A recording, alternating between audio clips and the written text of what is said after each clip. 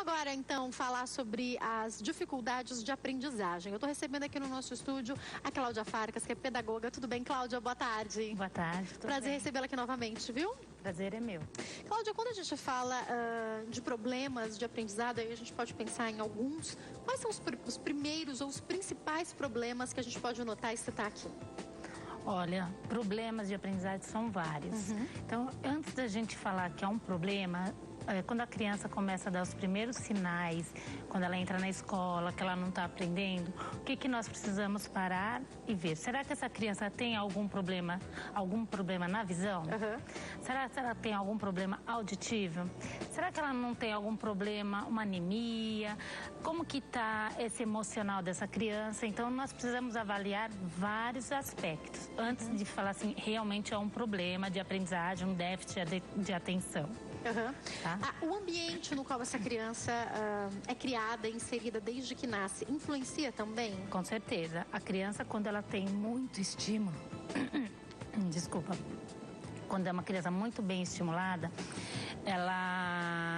raramente ela vai apresentar alguma dificuldade de aprendizagem, se realmente ela não tenha, né?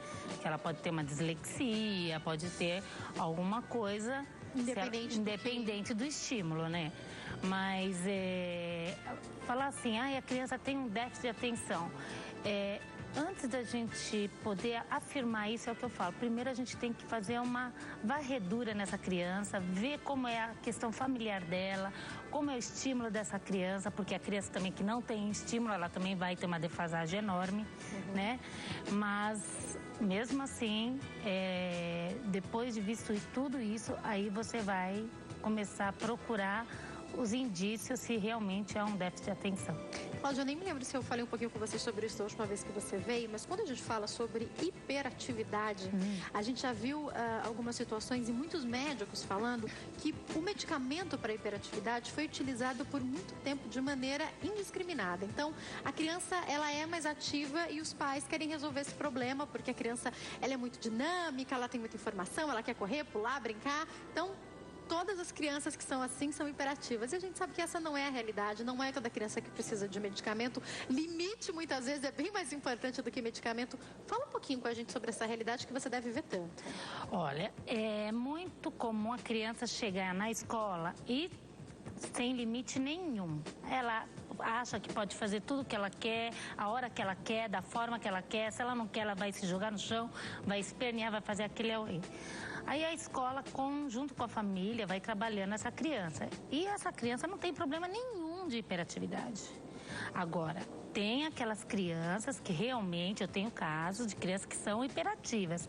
Essa criança, se não tiver medicada, porém, ela tem que ser avaliada por um especialista, né, um neuro, porque se ela não tiver medicada, ela não é diferente de uma criança hiperativa para uma criança ativa, né? Isso. A criança hiperativa, ela é hiperativa em qualquer situação, na escola, em casa, no grupo familiar, numa festinha, ela vai se destacar das demais. Então ela não vai conseguir se concentrar no grupinho. Nós estamos brincando, então nós estamos todos brincando concentrado. Essa criança, ela não vai ficar.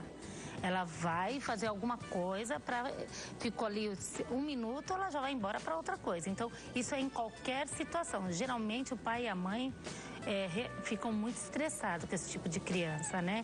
E fora o convívio social.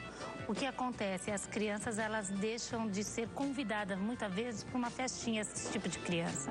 Então, porque, não vou convidar porque ele vai... Muito trabalho, a mãe não dá limite. Não é a mãe que não dá limite. Realmente a criança tem um problema e ela realmente precisa de uma medicação. Dá para perceber a partir de que faixa etária uma criança, por exemplo, com hiperatividade? E eu já complemento a pergunta. A gente percebe isso em casa ou geralmente é na escola? Não, percebe em casa, desde pequenininho, desde quando a criança... Você sabe que geralmente a criança que é hiperativa, ela já se torna um bebê mais chorão, um bebê que dá mais trabalho. Aí ele começa a andar, ele já começa a engatinhar, ele já começa a fazer coisas que as outras crianças da faixa etária já não fazem. De tão agitada, é uma criança que dá muito trabalho, é diferente. É diferente de uma criança do trabalho normal do dia a dia, né? Brinca, mas você chama atenção, ela para. Essa criança, ela não para. Ela é ligada brincando até no 220, né? Ligado na tomada o tempo inteiro. Na tomada, ela não para, ela só para quando ela dorme. E tem alguns casos que é necessário até medicação para dormir, porque senão ela não para. Por isso que daí tem que passar por um médico, porque a criança sendo tratada, tendo o tratamento adequado, aí ela vai poder desenvolver a aprendizagem sem nenhuma dificuldade, né? Com certeza. É assim, tem alguns casos de hiperatividade que a criança tem déficit de atenção, porque ela não tem concentração. Então, ela tem uma dificuldade enorme de aprendizagem. Ela vai precisar de uma medicação para quê? Para poder se concentrar e poder aprender. Tem outros casos de hiperativo que ele não tem problema de aprendizagem. Você entendeu? Então, só quem vai avaliar quem é o médico. Geralmente, é uma equipe multidisciplinar que tem que avaliar essa criança, tá? Não adianta uma pessoa, um profissional apenas falar, ele é hiperativo. Não. É necessário uma equipe para poder avaliar essa criança. Eu queria falar um pouquinho sobre o déficit de atenção. Só crianças hiperativas podem ter esse déficit ou não necessariamente? Geralmente, também tem muitos casos, é comum a criança que ela é totalmente dispersa, que o pessoal até brinca, fala assim, tá pegando mosca, tá no mundo da lua. Tá no mundo da lua. Então, essa criança tem um déficit de atenção, se for o caso, se ela não tiver nenhum outro problema anterior, né? Um problema emocional, separação de pais, uma morte em família, e, enfim, dezenas de coisas que pode atrapalhar o desenvolvimento escolar. Então, ela também vai precisar de um tratamento, né? Vai ter que procurar um profissional. Agora, Cláudia, uma curiosidade aqui que surge é entender um pouquinho. Quando a gente fala desse déficit de atenção, até mesmo da hiperatividade, eu percebo que existem algumas crianças que aprendem rápido aquele conteúdo. Então, a professora está ensinando alguma coisa. Aquele aluno, ele pegou mais rápido que os outros, ele já aprendeu. Obviamente, ele já cansou dos outros que ainda não aprenderam, então ele quer brincar, ele quer correr, ele quer fazer outras coisas. Isso pode ser confundido ou pode ser considerado um déficit de atenção ou uma hiperatividade? Não. Em sala de aula isso deve acontecer, né? É comum, mas esse aluno, ele aprende muito fácil, então aí vai da habilidade do professor, porque ele já ocupar ele com outra coisa, né? Não é porque ele é agitado e ele é mais pega com mais facilidade o conteúdo, que ele tem uma hiperatividade. Não, ele precisa ser ocupado com outra coisa, porque não precisa de medicação, não precisa de nada. Ele só precisa que um professor seja bem mais criativo. Tá? Aliás, eu queria te perguntar sobre isso. As crianças hoje, cada vez mais evoluídas. Então, coisas que eu, na minha geração, não sabia fazer, a minha irmã, que veio 6 anos depois, sabe. Aí estou falando de tecnologia. Aí depois o primo, mais 6 anos, sabe mais que ela. Enfim, isso foi indo até que as crianças hoje já nascem sabendo mexer em tablet e às vezes fazer coisas que a gente não sabe. É verdade. Isso exige do professor mais criatividade e habilidade em sala de aula? Olha, é uma coisa interessante que você está questionando. A criança de 2 anos, 1 ano já mexe em telefone, em tablet, em tudo, né? Só que quando você atrai a criança para fazer brincadeira de roda, corre cutia, amarelinha, você resgata essas brincadeiras, eles largam o tablet e vêm brincar, porque existe a questão da socialização. Então, nós adultos também não podemos deixar as crianças só no mundo virtual. Eles precisam estar interagindo entre eles. A criança precisa cair, a criança precisa se sujar, a criança precisa crescer. E só num tablet ela vai ficar limitada, né, ao mundo virtual. E isso vai ser prejudicial, por quê? Para o desenvolvimento social dela. E o que eu percebo é que é muito mais fácil para os pais ou para os educadores colocarem na frente do tablet. Quando eu tô com os meus sobrinhos, por exemplo, se eu colocar lá, antes era galinha pintadinha, agora é Peppa, vai mudando, né? Se eu coloco lá, eles ficam lá concentrados um tempo. Agora, se não tem tablet, a ideia é, vamos brincar de esconde-esconde, vamos fazer cabana, vamos brincar de não sei o quê. Você tem que ocupar e você tem que interagir com ele. Dá mais trabalho, mas é mais saudável para a criança, Com certeza, muito mais saudável, né? A criança, até o desenvolvimento motor. Porque se você deixar uma criança só no tablet, ela não vai ter desenvolvimento motor, ela vai ter dificuldade de subir, de correr, de subir uma escada, vai cair com mais frequência, diferente de uma criança que interage o tempo todo com esse tipo de atividade, né? Ela não vai ter dificuldades.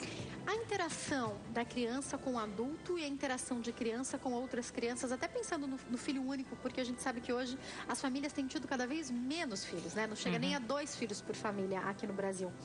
São diferentes essas interações, então é importante que a criança, imaginando uma mãe que tenha babá, que tenha dinheiro, ou que fique em casa, não trabalhe fora, não precise colocar essa criança numa escolinha antes da hora de ser alfabetizada, antes de entrar para a escola mesmo. Ainda assim, a interação com crianças é importante, seria interessante? É muito importante, porque senão a criança vai viver o mundo adulto, ela deixa de viver o mundo infantil. Então ela precisa, assim, olha, eu recomendo, depois dos 3 anos, qualquer criança, independente da classe social, que vá para uma escolinha, assim, né? O pai e a mãe precisa que ele conviva, porque senão a criança perde até a graça de brincar com seus próprios brinquedos. Ela precisa de um amiguinho. Agora, em contrapartida, eu queria te fazer uma pergunta que eu acho muito importante.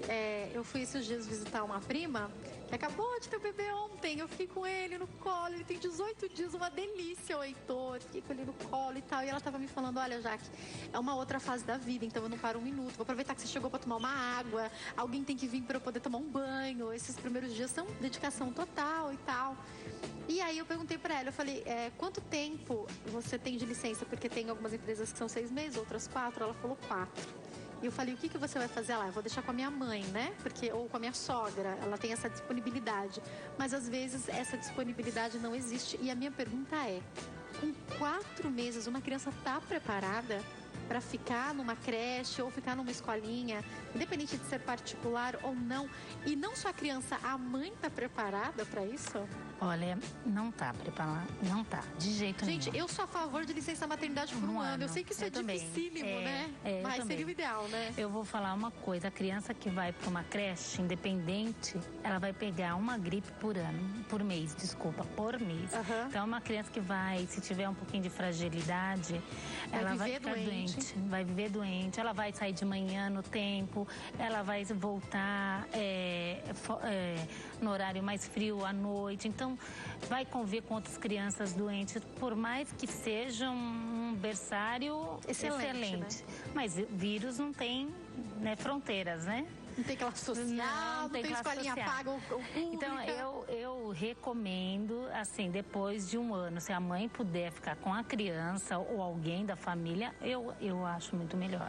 O que é melhor para a criança pensando na estrutura? Então, uma família que vai se preparar, de repente, ou a mãe ou uma babá vai ficar com essa criança, é melhor no ambiente da casa da criança? Com certeza, ela vai viver no seu próprio espaço, né? Então ela já vai se interagindo com a vida pessoal dela, onde ela com a sua forma da família, não vai copiar, vai a casa da avó, a casa da tia, vai sim viver no próprio espaço dela, né? Isso é muito importante, assim. Eu vou te falar uma coisa, eu tenho 3 filhos, né? E Você já trabalhava? Sim, eu tenho escola há 26 anos. E uma coisa interessante, meus filhos foram criados desde pequenininho, com 20 dias de nascido, um deles foi para a escola. Só que eu tinha a minha mãe, que dava muito, tenho a minha mãe até hoje, mas que dava muita força e cuidava, me ajudava com as crianças. Porque eu sempre fui muito preocupada com essa questão de babá, deixar em casa essa criança com uma babá. Porque você tem que conhecer 100%, porque se o teu filho passar algum trauma nessa situação, nessa faixa etária, não tem volta. Você concorda? Ele já passou. Já passou. Vai ter que tratar um trauma que seria necessário. E a família também. Então, a gente tem que ter muita cautela nesse momento. Eu não sou mãe, mas eu tenho os meus sobrinhos, que é um apego incrível. A gente tem todo o amor do mundo. Às vezes falta um pouco de paciência. Imagina uma pessoa que não tem esse afeto, a gente tem que tomar muito cuidado. Né? Às vezes eu vejo as mães falando, eu fiquei tão nervosa que eu quase dei um tapa nele. Isso é a mãe. Imagina uma pessoa que não tem esse afeto, né? E essa criança, até um ano, ela não tem como se defender, ela não fala. Nem como contar pra gente, né? Exatamente. Nem como contar. Eu já tive casos e casos na escola de criança que chega e a mãe contando casos que se contasse que a babá bateu nele, alguma coisa, ela ia fazer mais situações mais difíceis. Então, vale a pena prestar muita atenção quando você vai colocar uma babá. A gente tem que tomar muito cuidado quando o filho é pequeno, né? Bom, enfim, até hoje, né? Não tem idade para tomar cuidado com as crianças. Mas a gente, nessa faixa etária, que eles são tão indefesos, vamos dizer assim. Quando a Dani, essa prima, estava uma noite antes dela ter o bebê, né? Eu lembro que a sogra dela, tia da gente, falou, né? Da família do meu marido, falou: vai ser a última... Você não vai dormir direito, né? Por causa da barriga, mas vai ser a única noite de tranquilidade. Porque depois que essa criança nasce, e pode casar, ela falou, a preocupação, ela é eterna de uma mãe para um filho. Eu acho que é isso mesmo, né? É isso mesmo, Não adianta. Saiu da barriga... Eu acho que do momento que nós estamos grávidas, né? Porque você já começa a pensar. Já começa a se preocupar, né? Não tem como, né? Agora, Cláudia, para os pais que, por exemplo, uma mãe que trabalhe fora, a gente sabe que hoje a mãe não fica tanto tempo com o filho quanto ficava. Para a preparação que os professores têm hoje, perceber essas dificuldades na aprendizagem, a que a gente tem que estar atento?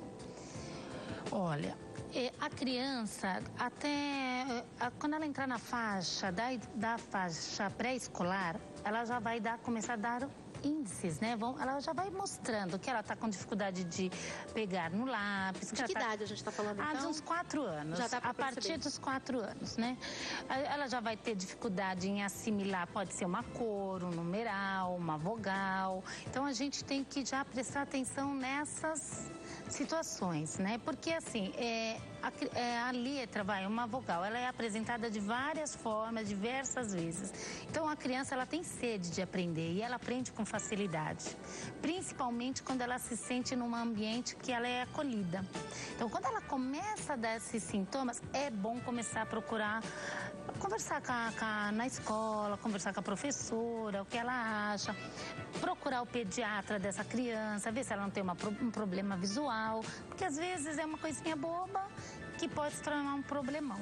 Porém, é importante salientar que é muito comum, geralmente as crianças que realmente têm dificuldade de aprendizagem, a família demora a aceitar e a procurar um profissional. Meu filho não tem isso, né? Não. Meu filho... Então, ele migra muito de escola. O problema é da escola, é do professor que não sabe lidar? Geralmente, essa criança vai migrar várias escolas até que o pai e a mãe aí já se passou, vamos falar, 2, 3 anos. Então, ele realmente, aí ele já adquiriu um problema mais sério, né? Porque já está atrasado em relação ao grupo. A faixa etária. E aí esse pai e essa mãe demora muito para aceitar. Então, quanto antes você detectar, mais fácil e menos traumático para a família e para a criança. Porque a criança que tem problema mesmo, ela vai se sentir diferente, ela vai ver que todo mundo do grupo lê e ela não lê. Então, isso vai traumatizar ainda mais, né, a criança. Cláudia, você falou uma coisa que me chama muita atenção, eu queria entender um pouco sobre isso. Você citou, falando das babás, por exemplo, que um trauma causado numa criança vai ter que ser tratado e vai ser um trauma e pronto. Essa é uma realidade.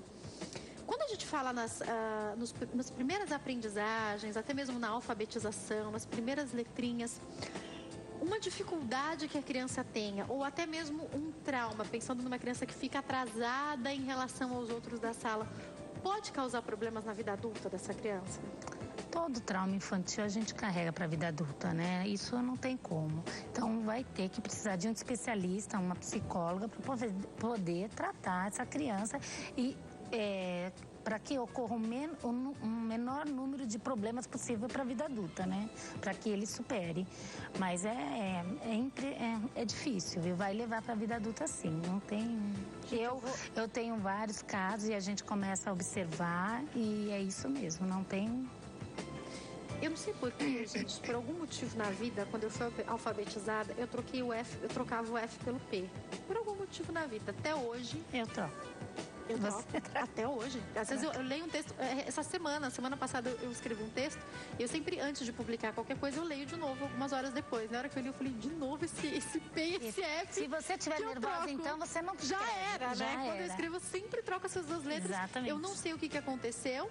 Eu sei que quando eu fui alfabetizada, a minha irmã nasceu, minha mãe teve licença maternidade, eu fiquei em casa por um mês e eu fui alfabetizada pela minha tia em casa, na verdade, que era o comecinho da primeira série, eu não fiz pré. Então, de repente, alguma coisa associou ali, pronto, acabou, pra sempre.